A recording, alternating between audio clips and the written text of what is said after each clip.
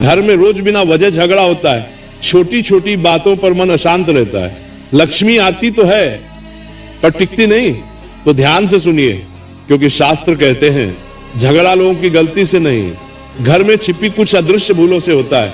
आज मैं आपको वही रहस्य बताने जा रहा हूं जिसे जानने के बाद या तो आपका घर सुधर जाएगा या फिर आप हमेशा के लिए कारण समझ जाएंगे।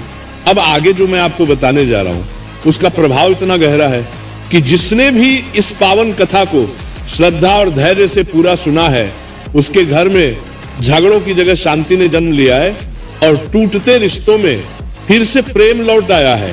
और प्रेम से बोलिए राधे राधे। और इस पावन कथा को अंत तक ध्यान से सुनिए, क्योंकि यह कथा सिर्फ सुनने के लिए नहीं, जीवन बदलने के लिए है। बहुत पहले की बात है, एक नगर था धर्मनगर। वहां एक सेठ रहते थे, नाम था धनदेव। धन खूब था, प्रतिष्ठा भी थी, मंदिर में दान भी देते थे, पर उनके घर का आंगन जैसे शांति से रूठा हुआ था। सुबह होते ही तकरार, भोजन पर कटु वचन, छोटी बात पर आग, और रात होते होते मन का भार इतना कि कोई किसी से आंख मिलाकर न बोले। उनकी पत्नी कहती मैंने क्या बिगाड़ा। बड़ा बेटा कहता पिताजी किसी की नहीं सुनते। छोटा बेटा कहता भैया हमेशा मुझे नीचा दिखाते हैं। और सेठ धनदेव मन ही मन कहते सब मेरे खिलाफ हैं। एक दिन नगर में एक वृद्ध ब्राह्मण पधारे। देह पर धूल लगी थी, चेहरे पर तेज था और वाणी ऐसी की जैसे भीतर के बंधन खोल दे। लोग उन्हें शांतिदास कहते थे। सेठ धनदेव ने सुना कि ये शास्त्रों के ज्ञाता हैं, घर गृहस्थी के दोष भी समझते हैं। सेठ ने उन्हें आदर से बुलाया, पांव धोए, आसन दिया, फल पानी रखा और फिर एक सांस में कह दिया महाराज मेरे घर में सुख नहीं टिकता, झगड़ा रोज होता है। कारण बताइए, उपाय बताइए। मैं दान करता हूं, पूजा करता हूं, फिर भी घर में आग क्यों? शांतिदास ने सेठ को देखा और बोले सेठ जी, शास्त्रों में एक बात आती है, जहां वाणी तप्त हो जाए वहां अग्नि पहले जीभ पर लगती है फिर घर पर झगड़े का कारण केवल वाणी नहीं। बताइए क्या आपके घर में सब मिलकर भोजन करते हैं? सेठ ने कहा कभी कभी, अब सब अपने अपने समय से खाते हैं। शांतिदास बोले और घर का द्वार क्या सूरज ढले भी खुला रहता है, भीतर बाहर का आना जाना? सेठ ने कहा हाँ, मुनीम आता है, पड़ोसी आते हैं, रिश्तेदार बहुत लोग आते हैं। शांतिदास ने फिर पूछा घर में देवस्थान कहाँ है, दीपक जलता है, तुलसी है, और क्या आप पूजा के बाद भी क्रोध कर लेते हैं? सेठ कुछ झेंपे, महाराज क्रोध तो हो जाता है। तभी भीतर से सेठानी की आवाज आई, इनसे पूछिए, ये हर बात में ताना देते हैं, बच्चों के सामने मेरा अपमान करते हैं। बड़े बेटे ने कहा और मां भी कम नहीं, हर समय तुलना करती है। छोटा बेटा बोला मेरी बात कोई सुनता ही नहीं। शांतिदास मुस्कुराए नहीं, गंभीर हो गए, बोले देखा झगड़ा किसने शुरू किया?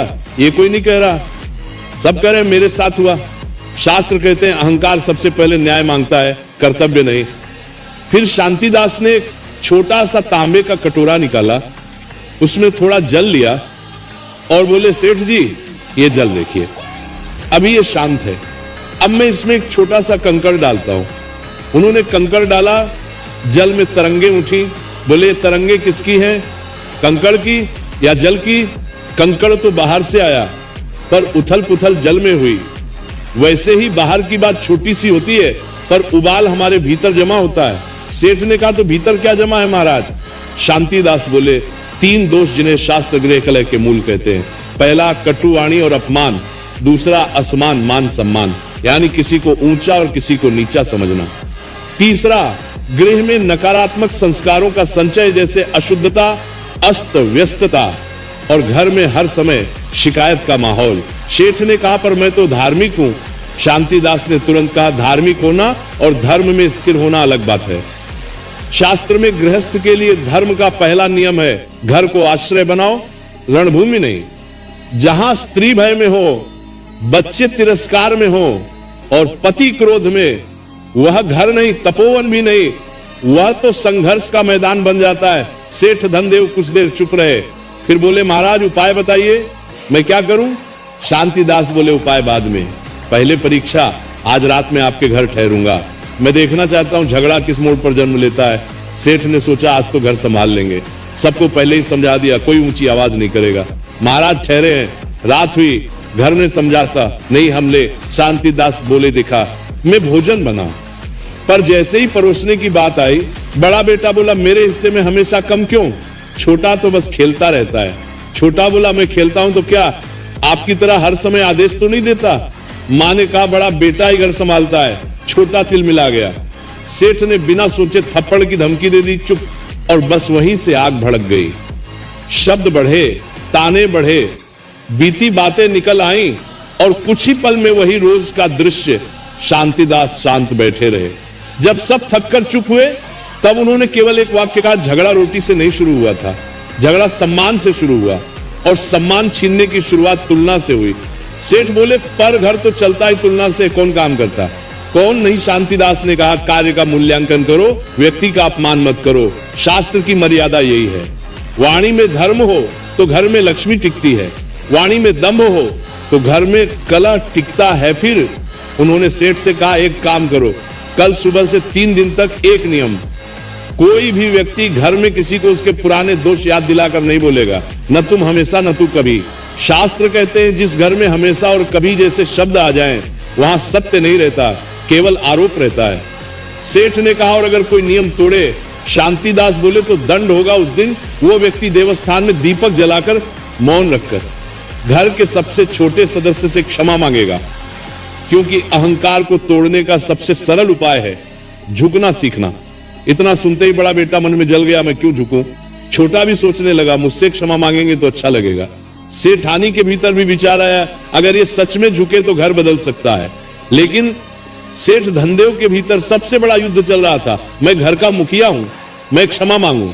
शांतिदास ने जैसे उसका मन पढ़ लिया, बोले सेठ जी मुखिया वही है जो आग देखकर पानी बने, जो आग में घी डाले, वो केवल मालिक है, मार्गदर्शक नहीं। और फिर शांतिदास उठे, देवस्थान के पास गए। उन्होंने देखा देव की मूर्ति तो थी पर धूल जमी थी, दीपक बुझा पड़ा था, तुलसी सूखी थी। उन्होंने धीरे से कहा जहां ईश्वर की स्मृति केवल दीवार पर रहे और हृदय में न उतरे, वहां वाणी का नियंत्रण टूटता है, और जब वाणी टूटती है तब संबंध टूटते हैं। सेठ ने कांपती आवाज में पूछा महाराज क्या हमारे घर में कोई दोष है, कोई वास्तु, कोई दुष्ट छाया? शांतिदास बोले दोष है, पर पहले मन का दोष, फिर घर का और फिर संगति का। शास्त्र कहते हैं जिस घर में दिन भर परनिंदा, कटाक्ष, अपमान और क्रोध का धुआं उठे, वहां नकारात्मकता जमती है। उसे लोग छाया कहते हैं, पर छाया बाहर से नहीं आती, हम ही बनाते हैं। सेठ धनदेव की आंखें नम हो गई। बोले तो शुरुआत कहां से करूं? शांतिदास ने कहा शुरुआत आज से एक वाक्य से। अभी इसी क्षण अपने परिवार के सामने कहो मेरी वाणी से यदि तुम्हें चोट लगी हो तो मैं क्षमा चाहता हूं। यह वाक्य आपके घर के लिए पहला दीपक होगा। कमरे में सन्नाटा छा गया। बड़ा बेटा और छोटा बेटा भी स्तब्ध। सेठानी की आंखें भर आईं। सेठ धनदेव के होंठ कांपे, पर अहंकार बीच में दीवार बनकर खड़ा था। बाहर से लगता था यह बस एक वाक्य है, पर भीतर से यह पूरा जीवन बदलने का द्वार था। सेठ ने गहरी सांस ली और जैसे ही वो बोलने ही वाले थे, उसी समय बाहर आंगन में किसी ने जोर से द्वार खटखटाया। सेठ चौंक गए। इतने रात में कौन? शांतिदास ने धीमे स्वर में कहा सेठ जी यही तो परीक्षा है। जब घर में शांति का दीप जलने लगे तब पुराना कलह भी आखिरी बार जोर से दरवाजा खटखटाता है। धनदेव के हाथ अपने आप उठे जैसे क्रोध का दरवाजा खोल देंगे, पर शांतिदास ने बस आंखों से संकेत किया धीरे। सेठ ने कुंडी खोली। बाहर उनका मुनीम खड़ा था, घबराया हुआ, सांस फूलती हुई। बोला सेठ जी माफ कीजिए, रात में आना पड़ा। गोदाम के पास 2 आदमी संदूक उठाकर भाग रहे थे। चौकीदार ने शोर मचाया तो वे अंधेरे में निकल गए। नुकसान तो बड़ा नहीं हुआ, पर मैं डर गया था। सेठ का चेहरा तमतमा उठा। उनकी जीभ पर वही पुरानी आग चढ़ाई। तू किस काम का है? चौकीदार किस लिए रखा है? बड़ा बेटा भी पीछे से बोल पड़ा मैंने पहले ही कहा था ये लोग ढीले। छोटा बेटा हंस पड़ा। आप देखो फिर शुरू हो गया। सेठानी ने ताना मारा। घर में शांति की बात कर रहे थे और बाहर की खबर आते ही असली रूप निकल आया। बस एक छोटी सी घटना ने फिर वही कला उठा दिया। पर इस बार शांतिदास बीच में खड़े हो गए। उन्होंने बहुत ऊंचा नहीं, बहुत धीमा बोला देखो यही है घर के झगड़े का कारण। बाहर चोरी हुई नहीं, भीतर धैर्य चोरी हो गया। धन का नुकसान नहीं, धर्म का नुकसान हो रहा है। मुनीम सिर झुकाए खड़ा था। शांतिदास ने उससे कहा, तुमने सूचना दी, यह तुम्हारा कर्तव्य है, भय हो तो भी सत्य कहना चाहिए। फिर वे सेठ की ओर मुड़े, और आपका कर्तव्य है डांटना नहीं, व्यवस्था बनाना। क्रोध से केवल अपमान बढ़ता है, समाधान नहीं। सेठ के भीतर कुछ टूटने लगा। उन्हें अपने पिता की सीख याद आई। घर की देहरी के भीतर आवाज ऊंची हो तो लक्ष्मी बाहर निकल जाती है। उन्होंने पहली बार मुनीम से नरम स्वर में कहा, ठीक है, सुबह बैठकर व्यवस्था करेंगे, तुम जाओ विश्राम करो। घर में सन्नाटा छा गया, पर अब यह सन्नाटा भारी नहीं था, हल्का था, जैसे तूफान के बाद हवा साफ हो। शांतिदास ने धीरे से कहा, अब बोलो सेठ जी, वही वाक्य जो दीपक बनता है। सेठ धनदेव ने पत्नी की ओर देखा, दोनों बेटों की ओर देखा। उनकी आवाज भर्रा गई, मेरी वाणी से, मेरे व्यवहार से यदि तुम्हें चोट लगी हो तो मैं क्षमा चाहता हूं। मैं मुखिया हूं, इसलिए मुझे ही पहले बदलना होगा। सेठानी की आंखों से आंसू बह निकले। प्रिय दर्शक बंधु, कथा समाप्त होने से पहले मैं आपसे सिर्फ इतना ही कहना चाहता हूं, आपके एक छोटे से क्लिक में किसी की जिंदगी बदलने की ताकत छुपी है। हम इस चैनल से जो भी कमाई होती है, उसका हर हिस्सा एक इंसान, एक पशु पक्षी और एक जीव जंतु की सेवा में लगाया जाता है। जब आप सब्सक्राइब करते हैं, आप सिर्फ एक बटन नहीं दबाते, आप एक भूखे को भोजन देते हैं, एक घायल पक्षी का इलाज करवाते हैं, एक असहाय जीव को नई सांस देते हैं। शायद आप सोचें, मेरे एक सब्सक्राइब से क्या होगा? तो मैं दिल से कहता हूं, आपके एक सब्सक्राइब से एक जिंदगी मुस्कुराती है। तो आज अगर आपके दिल में जरा सा भी प्यार है, थोड़ी सी भी करुणा है, अगर आपको लगता है कि हम किसी के लिए कुछ अच्छा कर रहे हैं, तो इस नेक काम में बस एक लाइक और सब्सक्राइब से जुड़ जाइए। आपका हर क्लिक किसी की उम्मीद बन जाता है, किसी की प्रार्थना बन जाता है। तो आइए हम मिलकर सिर्फ कथा न सुने, बल्कि किसी जीवन के रक्षक भी बने। अभी सब्सक्राइब करिए और एक लाइक कर दीजिए और प्रेम का यह संदेश आगे बढ़ाइए। और हो सके तो कमेंट में जय राधे राधे जरूर लिखें। भक्तों, बगल में दिख रहे किसी भी पावन वीडियो पर क्लिक करिए, वहां महत्वपूर्ण ज्ञान आपकी प्रतीक्षा कर रहा है।